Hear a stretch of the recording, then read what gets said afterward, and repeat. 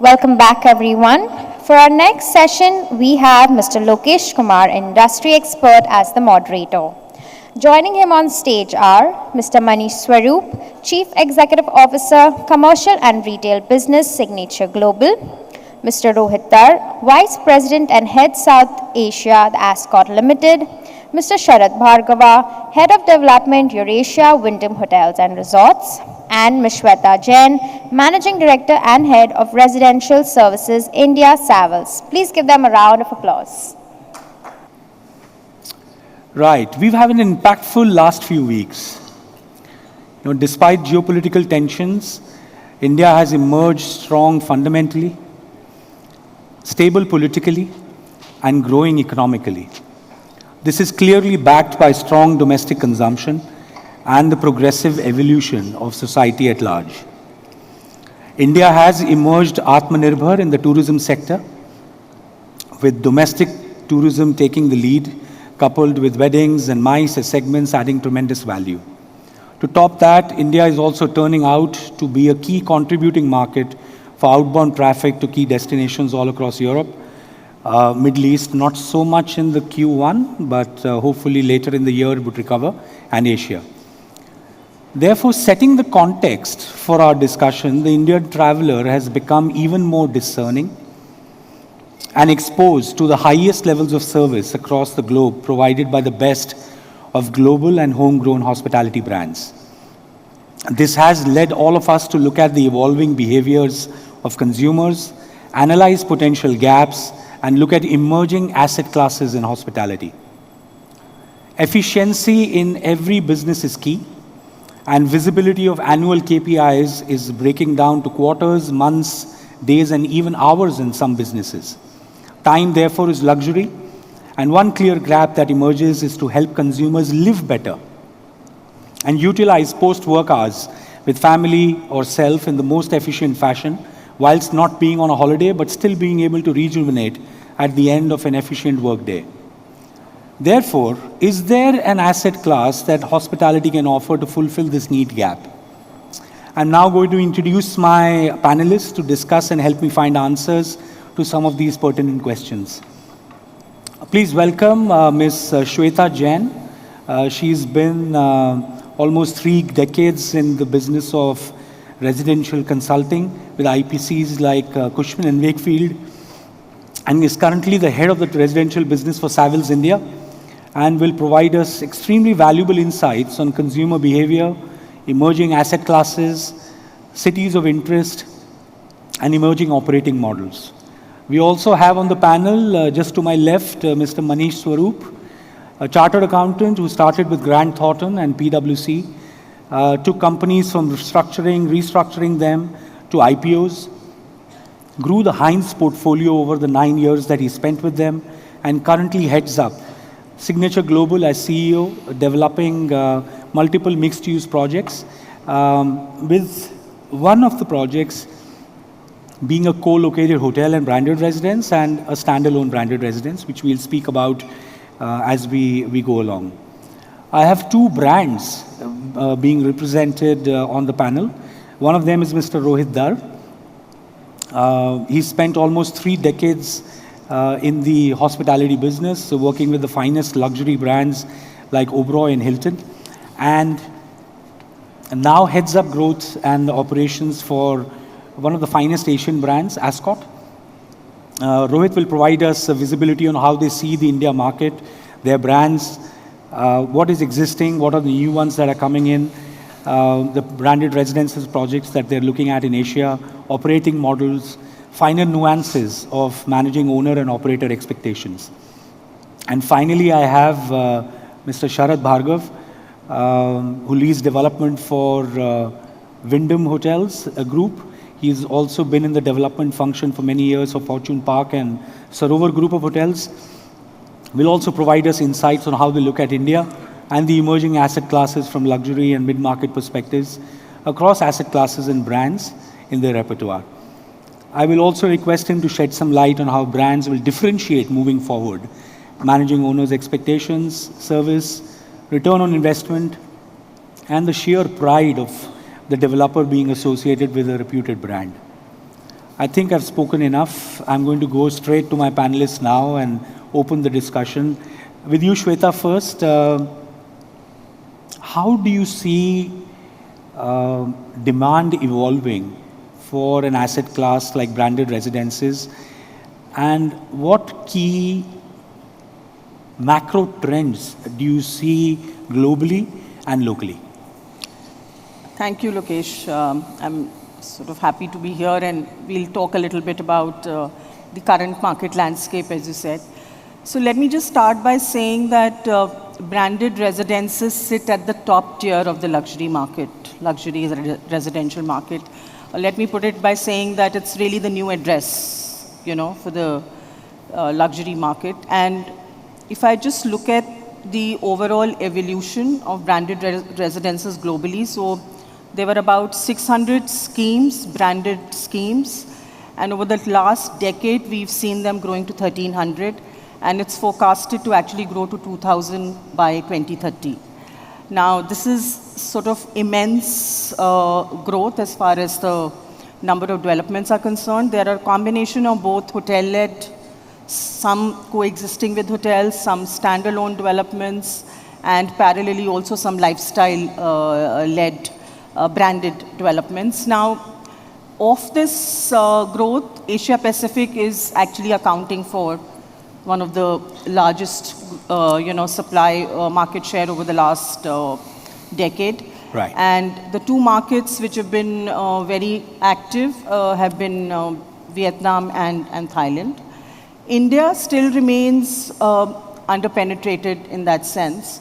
And one of the reasons obviously also is that the inherent demand for luxury has only evolved essentially post-COVID. Now, the demand that is actually now coming in is not address-oriented. It's not only, about just the tag. It's more functional in nature. Let me put it like this, that it's really not cosmetic. It's inherently seeking experiences, standardization, governance, and that's where India now is going to be seeing some explosive growth in terms of supply also. So overall, the demand and the supply, in terms of supply, I don't really have specific numbers, what is forecasted for India, but demand, I can tell you, fundamentally is very strong. And the key four drivers which are really leading this demand is, one is your emerging wealth base, which is really a more younger population and more global in nature and seeking. I mean, the competition is not really from the local market in terms of the product they are seeking, but the competition is more global. And the lifestyle that they would experience in a London or a Dubai or a Singapore is what they seek. And the third is, like I said, the experiential economy where, you are just sort of looking for more curated experience. So all put together, the demand globally as well as in India is very strong. In India, how is this going to pan out is still to be seen because there are still a lot of regulatory challenges. It's also important to see how the developers will sort of adopt this offering because we are talking about, we are not talking about just the tag. We are talking about the functionality. We are talking about the overall management of the project. We are talking about the predictability of service. We are talking about very high maintenance charges also, and which also is a bit, remains to be seen in terms of how finally the residents, adopt to this, because we don't have that many examples. So we've seen some residences, the first one of the first few ones being, there was a project by you in Pune. Then we saw Trump Towers. We've seen some recent launches also happen, but I don't think we have enough proof of the concept. So time will sort of really say how it pans out. But yeah, overall, from a desirability point of view, from a preference point of view, I would say that the demand is very strong. So some key takeaways that I got from what you just said is there is demand. Right. Two, you mentioned very briefly about the young population that's biting into it. Right. I want you to expand a little more about, how this buyer profile is evolving, and how this asset class compares in terms of resilience and long-term value, right, versus traditional real estate. What are your views on that? See, it's really like I said, it's no longer about just the cosmetic tag. It's about endurance. It's about longevity. I'm talking about the investment. It's about longevity. It's about, so the way I look at this is the branded residences, aside to the premium that one pays while you're entering, while you're buying a branded product. But the thing is, it really sort of plays out over the gestation of the project. So it's not really about the initial premium, which it's really about how the project will endure over a period of time. Right. Now that is coming from the additional layer of, quality, design integrity, quality, the assurance on service predictability, the overall governance. And that's where it's going to be a more future-proof. I mean, that's what we've seen, at least in the global markets. It's a more future-proof asset class. And similarly in India, I think if the partnership between the brand and the developer plays out well, this is what we'll see in India too. So that the endurability of the product is really what is going to create value. So it's not only, it's value preservation, it's value growth. And that's what really motivates a buyer to look at the initial premium. So that takes me to the next, piece, and you were alluding to it just in your answer. How much is this premium that you think is the price premium for branded residences if a brand comes and sells that particular residence? So it's not about what I think it's about what we see. So it's going to be, it's essentially most projects are tagged at a 20 to 40% premium, depending on who the brand is, depending on what the facilities and amenities are on offer. And yes, which are, markets which are more expatriate-led, tourism-led, for example, your Dubai or for that matter, London or New York, which were the early adopters also for branded residences. Right. The premium does get justified because we've seen projects being maintained, over a period of time, brands and developer partnerships working out. In India, like I said, it's still an evolving concept, right? But is there acceptance to the premium? If that's the question, I would say yes, to a large extent, there is acceptance. It's also about the fact that the supply is still very, small in India. So it's also going to be how the supply pans out. But if the demand remains as strong as what we are seeing today, and your question was on who is the buyer is really in the age group of 35 to 50. These are your new wealth creators. These are your younger senior professionals, and who are not only looking at investing in brick and mortar, but are just seeking a much more elevated sort of lifestyle. So if it also is a function of how the macroeconomics pan out, but if what we see today, if that stays in place, then I think, yes, I mean, I don't really see a challenge from a buyer's point of view to accept the premium, which is... Thank you, Shveta. So what you're saying is great demand, 35 to 50 demographic, 20 to 40% premium on branded residential buys. Right. Let me come straight to somebody who's from the development world, who's doing projects. Manish, can you briefly tell me about what Signature Global is up to, and what are the projects that you have in the pipeline? And then we'll get into the specifics of a couple of the projects which are related to co-located hotel and branded residences and standalone ones. Sure, thanks, Lokesh. So, Signature Global is essentially a real estate developer in India, and primarily dominated in NCR in Gurugram. We were founded in 2014 and built a strong reputation of building affordable houses. But with changing landscape and land prices over a period of time, we've also pivoted to mid-market, upper mid-market, and premium residential. The essence for us has always been to rightly size and rightly price our apartments so as to get our target customers right. And just to kind of strengthen to what Shveta was saying, the bracket for us also, or the target for us is also a customer who's well-traveled in the age bracket of about 35 to 50 years, who knows how to kind of, is looking for experiences in life. Having said that, over a period of time, as I said, we've also now venturing into the commercial and the retail side of business by diversifying our balance sheet, and we've recently partnered with RMZ.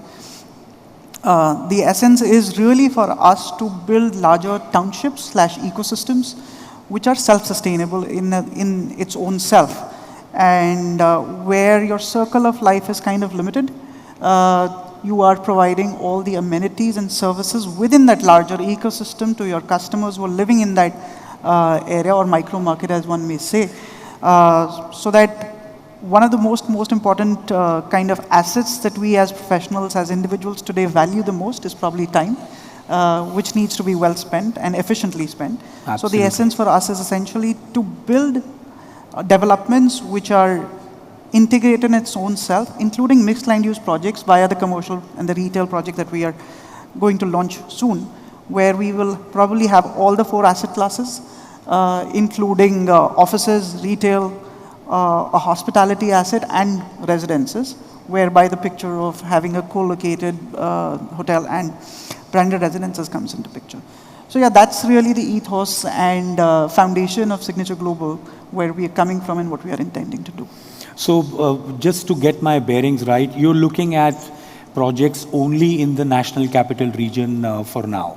As of now, yes. Yeah, but then you would possibly look at other cities as you move along. I want to understand from you, Manish, what are the motivations, that you have as a developer when you are potentially partnering with a hotel brand or a non-hotel brand? How do you decide that? What are the key considerations? We've all been speaking and witnessing in a phenomena in today's market and age where our customer or anybody who's buying a house today is really not buying it to only stay in a particular house. Right. They want to live a life. Now that life has to be filled with experiences and also services or amenities which help in easing life on a daily basis. So essentially it's bundling together real estate with a layer of service. And that really becomes, depending upon the brand that we would partner with, whether it's a hospitality brand or whether it is a fashion brand or whether it is a lifestyle brand, helps us solve that layer of service in one way or the other. Now, whether it is a hospitality brand, then it really leads you to providing a lot of services which a hospitality brand could possibly take care of, which are the soft services in nature, really, essentially, right, like the concierge service or a la carte services like a laundry or anything like that, which helps us solve that layer of service problem. So that's our motivations, essentially, for partnering with a brand. And would they differ in any way if you were looking at a co-located hotel and branded residence and just a standalone branded residence?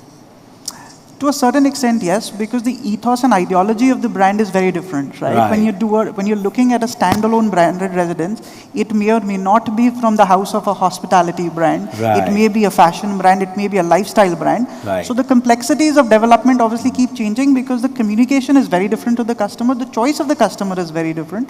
And ultimately, because the customer is also choosing to live in a particular branded apartment, which is more basis the fundamental association with that particular brand.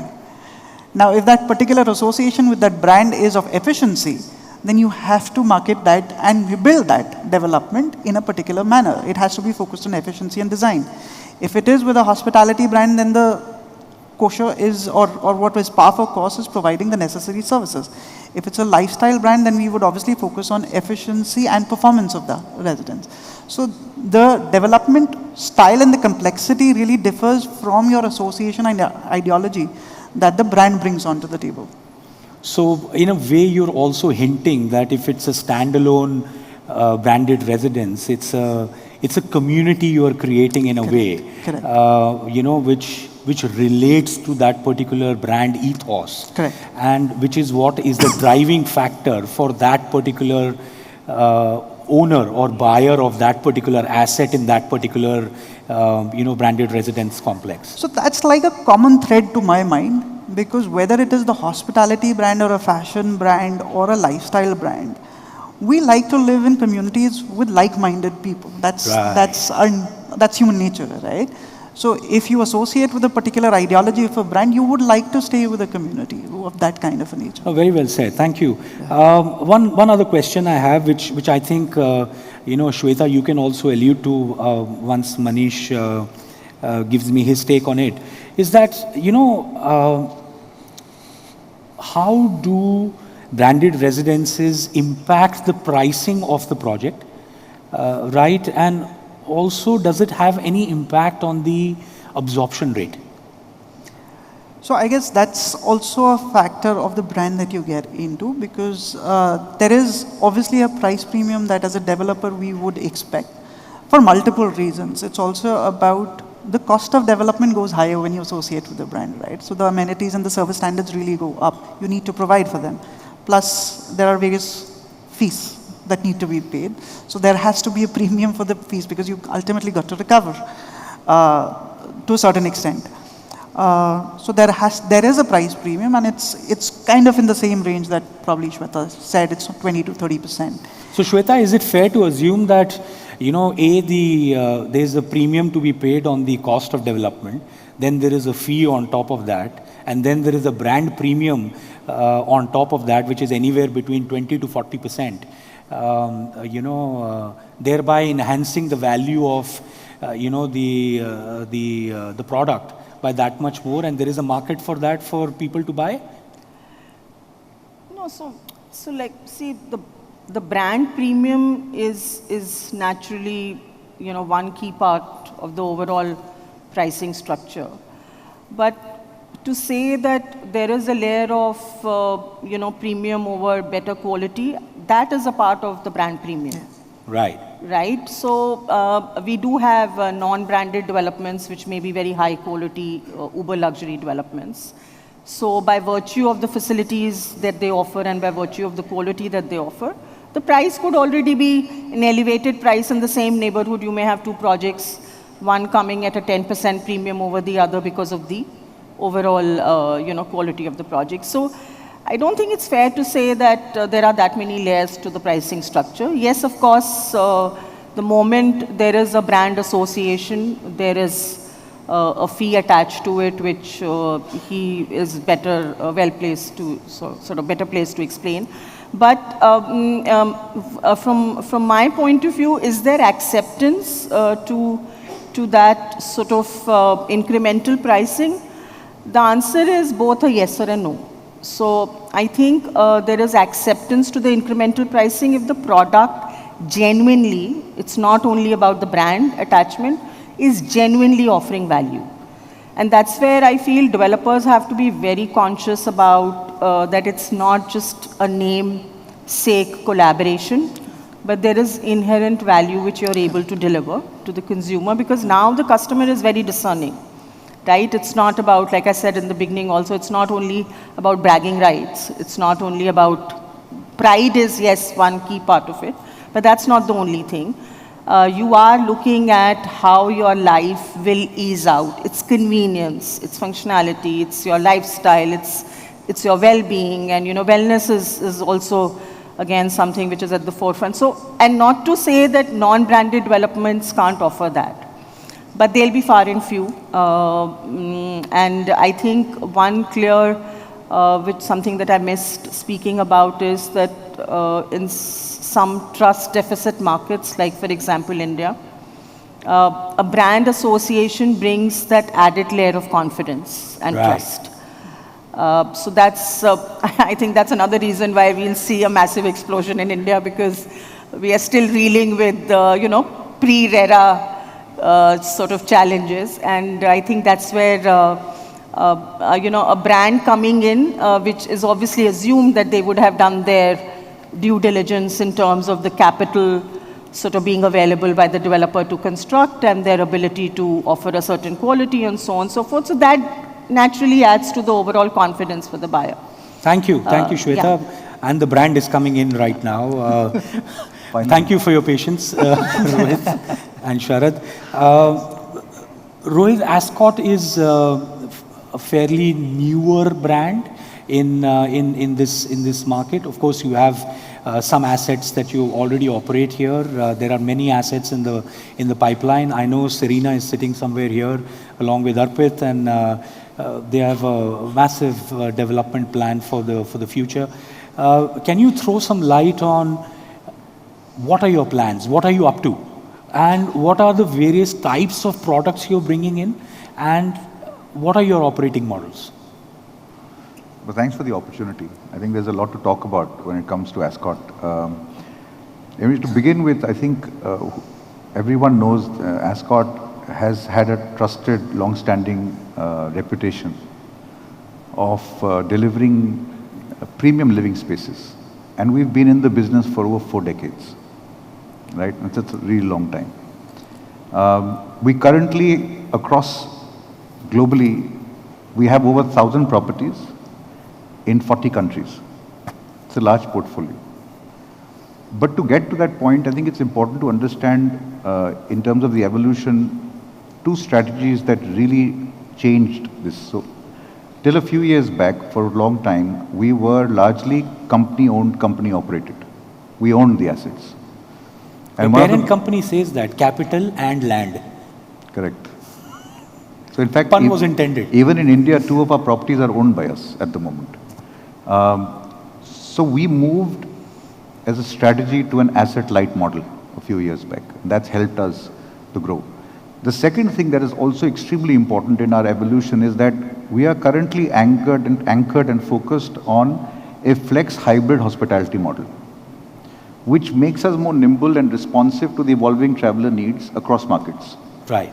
So whether it's short stay or long stay, we are beginning to look at all those areas. So from, like I talked about asset light, from service residences, we are now started to look at our portfolio currently of 1,000 properties, include service residences largely because that's our DNA, but also hotels, resorts, co-living spaces,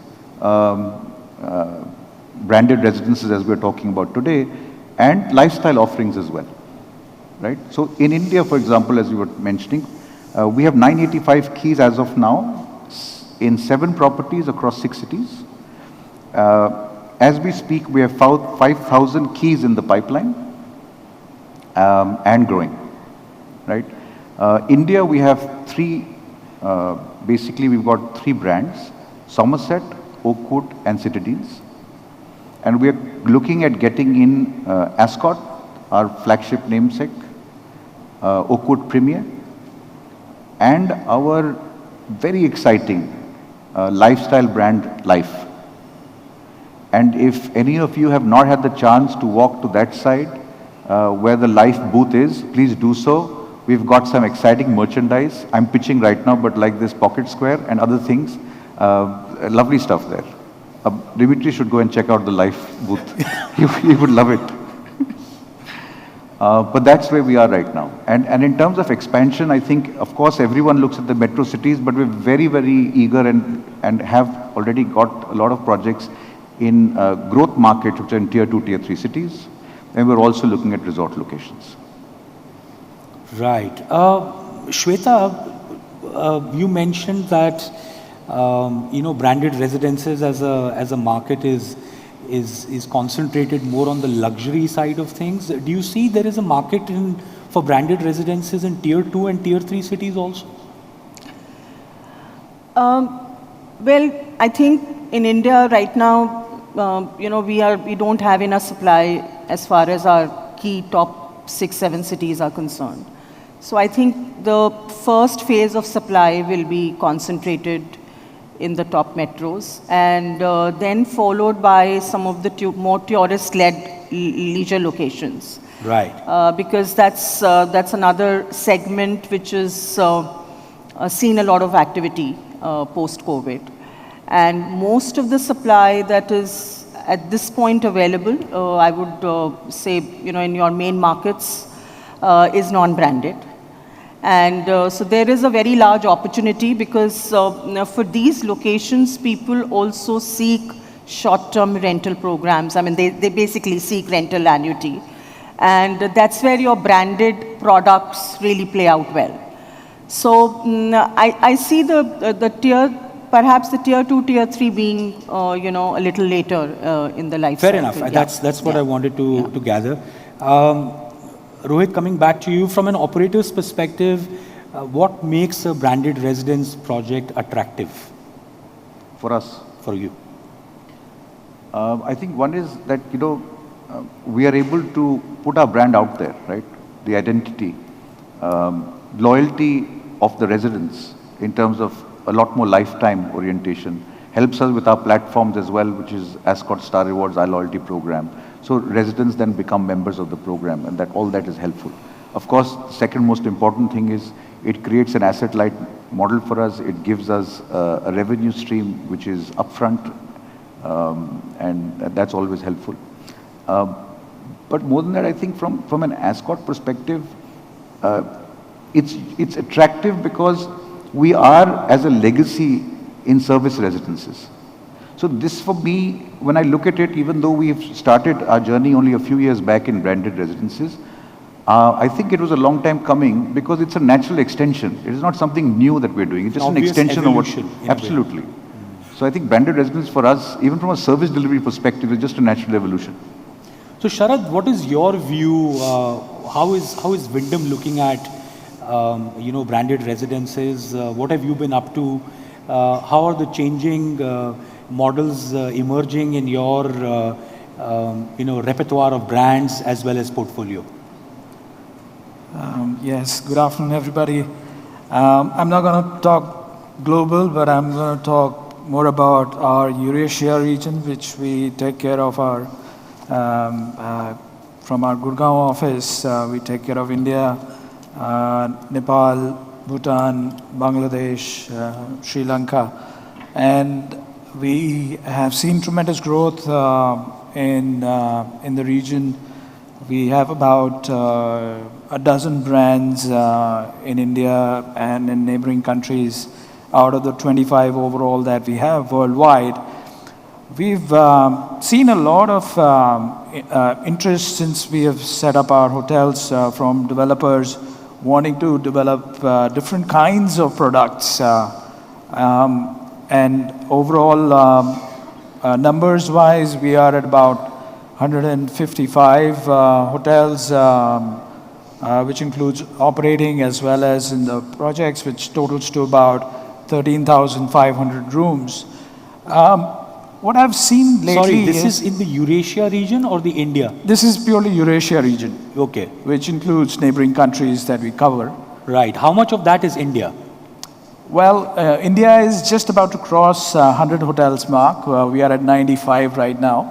Right. And 48 in the pipeline in India. The rest are in the neighboring countries. Right. And how many out of those have a branded residence component, if any? So very interestingly, we've taken our big step in that direction with something that we call a condo hotel, which a lot of our developers, owners find comfort in developing because they are able to generate a certain amount of capital, which gives them a lot of comfort on the project side, and working with us gives them the technical know-how of how to balance both of those aspects and various queries and clarifications that they need, how it will function, how it will all work out at the end of the day. Those numbers are also, we've signed about 10 such deals, and they are about 2,000 rooms under different stages of development. Some are at the design stage, some are more advanced. But once they kick in, like everybody's mentioning about residences, they're still early days. A lot of things still need to fall in place from the point of view of legalities, government approvals, and other modalities which are yet to be finalized. We will be moving in that direction. I am witnessing a lot of queries, coming from developers wanting to develop residences and standalone residences. Now, what we tell them currently is that co-located projects where there is a hotel building and there is a residence is something that you can start with right now, because then the hotel is there to give that assurance of service, quality, standards in place, and it's able to service the residences as well. There could be a club component, there could be shared services, there could be a la carte services, many offerings that a hotel can provide to the residences, and that, in my view, will create value. Having an independent residence will have limited services. It will not be able to cater to various small bits and pieces. Concierge services are easy to do, but if somebody wants to have a small family gathering, birthday party, or a bigger wedding, the hotel is there to cater to it as well. So, in my view, currently co-located projects are more fundamentally attractive to us, and residences will follow. There are a certain amount of legalities also and regulatory things which need to get sorted out. No, fair enough. I mean, I quite concur with your viewpoint on how this sector is only evolving, and there is enough and more demand that you're seeing green shoots of. So Rohit, when you go to a potential owner who's wanting to develop a hotel and in a co-located hotel and branded residence, what's the brand promise that you are bringing to them, or you intend to bring to them when you are tying up with a potential owner like that? Of course, I'm the owner, say for example, and you want to sign up a hotel with me. What am I getting into? See, I think generally speaking, it's about the brand that you bring to the table to make sure the positioning is right. I think a large amount of that in terms of differentiation is about the service delivery and the standards that you're able to provide for the experience of the residents. Like he mentioned with co-location, there's a lot more that you can do with the residents. So you give them a lot more that you can curate for them, right? Those are some of the things that, and I think that partnership that comes with the developer is very important. But I think from our standpoint, right, we bring a lot more as a USP, as a brand, Ascott. Because as a company, there are two things like I mentioned earlier. We have been in the service residence space, so we understand what it takes to manage a long-term guest or resident. And the second thing I think is that because we have been developers, we have owned properties, I think we understand the points of what we can bring to the developer that we are speaking to. I think that's a very strong DNA for us. I think that's something that's going to be helping us drive the relationships forward with developers. So as an owner, if I tie up with you, what's the typical fee structure I'm looking at? What are you going to charge me to be part of the brand journey with you? I would get into numbers right now, but there is a brand commitment fee to start with. That's an upfront payment. Yeah, that's what I want to know. I just want to know the nature of fees, not the structure in terms of number of fee. So brand commitment fee is one, which is an upfront fee. Right. Then the most important one is a license fee, which is a percentage of gross unit sales. But the important thing to talk about here is that the brand commitment fee that we sign, we charge, is also credited against the license fee. So it's not an additional, it's just upfront. And then it gets merged with the license fee. Right.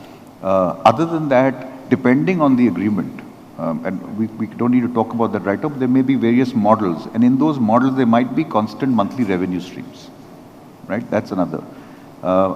Based on the agreement with the developer, there will be either or a trademark license fee or a supervisory agreement fee.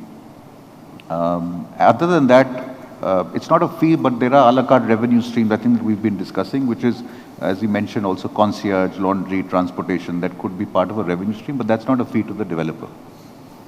So when you say supervisory fee, I'm just trying to understand it better. Are you saying that it is some amount per square foot of the size of the residence that as a CAM? So would it be fair to assume that so it's as good as be, CAM? right? So I think, and I think he could also jump in, but the thing is that it's a question of what we're providing. Right. So at this point, we've got a co-located space, which we're going to be running, right, as a hotel or service residence with all the services. We are ideally looking at managing in the branded residences guest touch points, common areas, lobby, concierge, right? But if there was to be more to that, then we would be looking at a fees that would help us with that. And also the fact that the brand is in existence throughout the journey would also, but all of that would depend on the agreement discussion with the developer. Is there any other fee that comes to your mind, Sharad, other than what Rohit has just mentioned? Yes, I could see that in your eye, you know. It does, because there are things that a lot of developers don't realize is involved in this entire setup. So there is a brand, and the fee is covered, that part of things. There is technical services. There is a legal cost to this setup. I'm not going to call it a fee because that component need not necessarily be by income. It's not really, it's going to be passed on to a legal firm. But to tie all the ends together, a legal firm is required to safeguard the interests of the developer, to protect the brand, that they're able to do their job without any hindrance coming in from a homeowners association kicking in. And all of those things need to be tied up upfront, because when the sale is being made, there is a lot of promise that is going out to the buyer, and that buyer has various expectations. Now those expectations could be the moon in the sky, but they want to spend, like a hostel fee, you get all the hotel services and all the bells and whistles, but they don't want to pay that top dollar. They want to pay hostel fees. So that gap has to be somehow captured upfront, informed, and those things. And there's another aspect to this, is that a lot of these facilities will have a facility manager in between. And there will be three parties. There'll be a developer, there will be a facility manager, and then there is a brand. Now, brand will provide, depending how the entire facility is planned, various soft services and hard services. If there is a hotel or not, that is, again, is a very important aspect. Sorry to interject. I mean, are you saying that there is going to be a facility manager involved also in a co-located hotel and branded residence project? Yes. Yes, in my view, because there is that residence component, because there is that resident who's bought this facility and they're staying there. It's, in my view, not really their second home, it's their primary home. Correct. Where there could be 3 generations, staying in that apartment. And they have their needs, and they have to be fulfilled like a regular house. And that facility manager will be able to provide those services in between, where the brand necessarily may not be able to, especially for the resident side. But all this needs to be tied up and discussed with developers and put together as a full-on framework, which, in my view, it's not been done so far in India. A lot of it is still out there in the open. Just hold that thought there. Manish, as a developer, I'm bringing you in now. So, if you have owners in one of the in one of the towers in a co-located hotel and branded residences block, the brand is saying that we will need we have a brand already, which is them, who's managing that entire hotel and branded residence, and then they need on top of that a facility manager to come in and look after some of the aspects, and then there is a legal fee on top of that, and then there is the brand fee, and then on top of that there is a commitment fee, and then there is a percentage of the sale that you are also going to take. How do you look at building all of these layers, into your pricing and still make a premium, out of the project? I mean, am I outpricing myself? Is it? I don't want to create controversy, but I'm only trying to visualize from your point of view. Yeah. So I think it's an interesting question. So the way I see it as to how one could possibly think about the fee is in buckets, right? And these buckets are essentially what you pay till the time the project is being executed, and the fee or the charges, service charges that you pay once or the possession is handed over to the customer. So during the execution of the project and the life cycle of the project, there is a technical services fee or akin to a name like that, whereby the developers team and the brands team is designing the product right. So that is where that's more like a fee to them. Then there is the brand license fee, by whatever name you may call it, which is kind of for the name that you are giving to me as a developer. Now these are the two broad fees that one would pay during the execution of the project. Anything after handing over the possession of the house to the customers, it's really something which is a part of the CAM, right? So there is a facility manager which does the normal housekeeping services, the security, etc., etc. And then there is the brand, like a hotel or a hospitality brand, which comes in, which renders either a la carte services or some certain services which are necessarily built into the ecosystem of living into a particular branded residence development, which again will form a part of the CAM charges. So that's how I look at it. Fair. Which, we are running really out of time. I have a few more questions to go through, and then we'll open it up to the audience to, take a few questions from them. You are a developer. There are two brands in front of you, right? Both of them are offering you, the highest levels of service. Both of them have similar fee structures. Both of them have, sizable presence across the globe.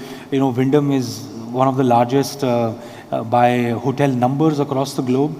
I recently learned Ascott has almost 170,000 keys across the globe, which is sizable, and it came as quite a surprise, to many people that I know. How would you, or how would the brands, and this is open for all three of you, I mean, you are evaluating somebody who wants to take over as the brand for the development that you're doing, and both of you are brands. How do you differentiate, which one to take and why? Should I go first? I mean, I can answer that. I mean, I'm opening it up. I'm opening it up. Please. You can go first, Sharad, if you like. See, I'll just say two things in this case. One is ease of working. Yeah. And two is if there is money left on the table to be made by the developer and investor who's putting in money in the project. I mean, my two. Those are the two most important for me. I mean, he said ease of working, but in terms of just building that relationship between the developer, that strength of that relationship gives the confidence to the developer, I think is extremely important. I'll add to this. It's also a very long partnership, right? So I think it's also meeting of philosophies of the two brands. Correct. Because right from the time you sort of decide to choose the brand and from the time you deliver, and then it's another maybe whatever 25, 30 years or maybe longer. So I think that also I would suspect would also play a role. If you have two brands which are offering pretty much the same value, then, but at the end of the day, I think, yeah. Oh, Manish is waiting to jump in. Please go ahead. Ceteris paribus, if you say that there are two brands which are giving me the same level of services, financial decision being one, but I would also like, as a developer, I'm more catering to my customer. Yeah. Because ultimately, he's the one who's going to live in that. He's putting in his savings and a lifelong savings to buy a house, which he should really own. So I would rather think from a consumer perspective, financial implications obviously are there because there is a fee involved, there is a premium involved, so on and so forth. But I think it is also about the amenitization, the community that he would like to live in, kind of the aspirational value that a particular brand brings onto the table, which is is there some, and obviously once anybody who likes to buy a branded residences, we've all heard during our sessions between yesterday and today that there are certain rights or certain aspirations for a person who's buying this kind of a house to brag about it. So what is the brand equity that the brand brings onto the table? What is the brand recall value?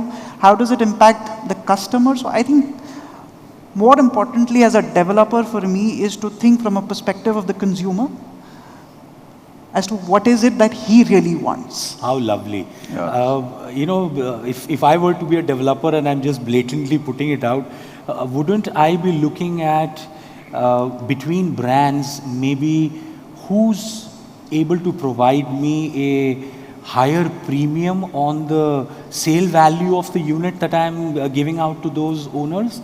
Wouldn't that be one of the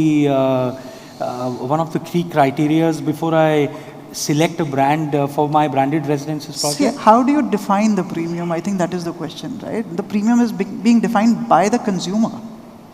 Is there propensity to pay that premium by the consumer? So there is a value that the consumer is attaching. Correct. So there is the perception or a perceived value in the minds of a buyer that needs to be justified one way or the other, right? Right. And that will obviously is one of the criteria that you would also look at while selecting the brand. Correct. Okay, fair enough. Lokesh, I think Shveta and they're both saying the same thing. It's a long-term partnership. Whether it's developer and brand or it's developer and brand with the resident, it is a long-term partnership. I mean, the premiums can always be looked at, but money is not. Money is not the criteria for me. For me, I also as a developer really am interested I'm only in trying to look at it from all perspectives. I mean, all of you are saying obviously the right things. I'm only trying to see what could be the additional criteria that could be possibly looked at whilst you're evaluating a brand, to become an operator. It's a crowded market out there. And there are multiple models to look at. And I'm going to come to my final couple of questions, which I'm going to start with you, Shveta. Some global markets have a concept of rental programs or yields. So what happens is that I could, as an investor, buy a unit, and put it back into a rental pool with the hotel company for them to operate it. And then at the end of the fiscal year, taking out all the costs, give some amount of return. It could be guaranteed, non-guaranteed, we're not getting into that. But do you see a market for sale and rental pool in India going forward, taking cue from some of the global markets? Because in this way, what I'm trying to see is that am I able to increase the speed of sale of those branded residential projects and absorption rates in the market? So the markets that we are talking about where where it's more income yielding, right, are also markets which are driven by expatriate populations, right? So for example, Dubai is one main market, London to a large extent, and maybe some places, I would say, maybe some certain markets in US too. In India, at least in the cities, the absorption is going to be led by end users. End users can be investors who would want to ride the capital appreciation, but not necessarily coming from a rental sort of rental yield point of view. But yes, more tourist-led destinations, which I said, like for example, the leisure home locations, like for example, Goa. Now, there, even now, a lot of the activity is actually riding on projects which can offer better sort of rental yields. So these may be managed by your more fragmented operators, but there is a large ecosystem of operators who are managing and then providing a rental sort of an yield to the buyer. So that is likely to be the case. But as far as the metros are concerned, there the absorption will be led by, mainly by, What's because your we view? can't, we don't have international, we have NRI participation. Right. And yes, there is higher sort of inflow of NRI interest. So but that's still a very small segment. I mean, we are not really, we don't have international buyers, don't exist. I mean, you know, we So can't you're buy, saying yeah. that in India, we are going to see actual consumers Yes. who are going to be, and not people who are going to be just investors and giving it back for That's developers to give a a small return. percentage. That's a relatively small percentage. And also, since we are talking about the incremental pricing, right, which, and as it is, India doesn't really have a very high rental yields, right? So the fact is that for someone to buy only for the purpose of a rental yield is, unless you don't live in India, you live outside the country and then you're seeking, you know, so that's a different thing. But it's mainly going to be end user led absorption and then maybe a small percentage. Right. Yeah. Manish, do you concur? Kind of, yes. I mean, I think this model is evolving right now. It will take time. India probably is not as mature as the economies what Shveta was alluding to, whether it's the UAE, because that is also governed and very heavily dependent upon a lot of long stays and short stays by expats and tourists. Do we have the same number of expats, tourists coming into India, whether larger cities, smaller cities, on a regular basis, so as to kind of price in the certainty or the uncertainty from a consumer perspective, again, who's buying these units and putting it back into the rental pool. And who does he look up to, he or she looks up to, for giving that kind of a certainty to, from a financial return perspective, to himself or herself. I think it's evolving right now. Fair. Sharad, you mentioned something very interesting about condos, where you were selling some of those units and then you were also operating. Does that in some way kind of coincide with what we are just referring to? In my view, it's a stepping stone to getting to residences, ultimately. And while condo hotels are getting set up, they are going to remain, and because they will help the developer with generating capital to be able to build larger assets which are more financially stable and they generate better returns. And those certain amount of those returns are shared by various investors who are in that play. I mean, similar models have been in place in India, and there are hotels that you'll find with various investors in the background. Now this is becoming more and more clear and more widespread, used by various developers. We see developers who have larger land parcels who can build larger hotels, but they are scared to commit larger capitals into the development of that asset. But with the condo hotels, they find a lot of comfort getting into that space with various investors pitching in their funds and getting a certain amount of return. And maybe the ticket size is also that much smaller for them to be, for there to be more participants to come in. Yes, so smaller ticket sizes and more investors coming in.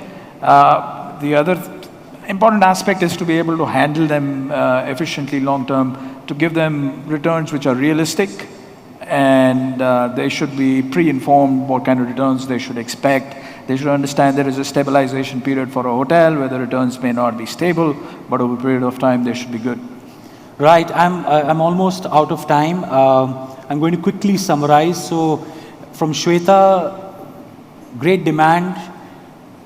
Some key cities are seeing green shoots for co-located hotel and branded residences. Manish, as a developer, is already looking at mixed-use development with a co-located branded residence and a standalone one. Brands ready to enter. Some of them are already sizably present, but are tweaking operating models to be able to look at this subsequent boom of the branded residences space in this part of the world. The rental pool model is still only evolving. It is still to be seen how it progresses, but from what we understand is that most of the people who are investors today are occupiers. and who want to live in that branded space. Time is a luxury for them. They want the services, to be taken from the hotels, and live better rather than just use all of their time otherwise. I think we're done with our discussion here. I will now open for questions from the audience. If somebody can please put that up.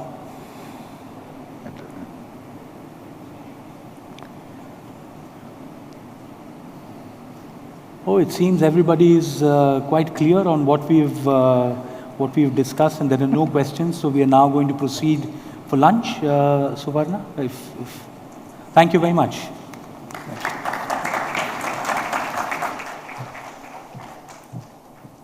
Thank you so much. We now will head for lunch towards the grand showroom, and we'll resume with our sessions at 2:05 p.m. Enjoy your lunch.